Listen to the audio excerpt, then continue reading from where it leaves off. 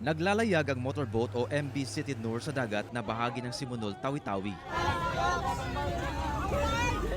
Nang sa isang punto ay mapasigaw ang ilang pasahero. Nabutas na pala ang unahan ng bangka kaya nagsilipat ang ilang pasahero sa likurang bahagi ng bangka hanggang sa nagsitalo na sa dagat ang mga pasahero habang tuluyan nang lumulubog ang bangka. Ang ilan kumapit sa kanilang bagahe o galon para lumutang sa tubig. Almost 2 hours na kami matahik. Kwento ng isa sa 50 sakay ng motor bangka, malakas ang hampas ng alon sa dagat nang mangyari ang insidente.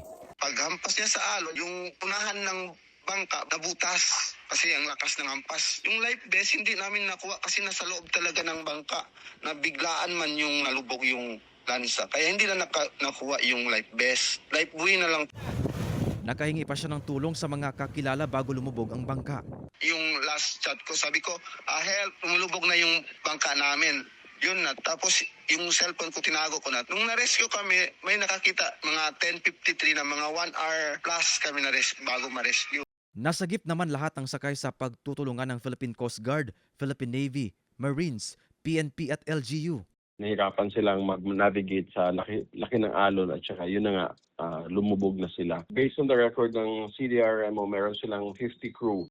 Ayon sa Coast Guard, lumalabas na hindi kinaya ng bangka ang malakas na hangin at alon. Agad na binigyan ng tulong medikal ang mga pasahero at dinala sa ospital.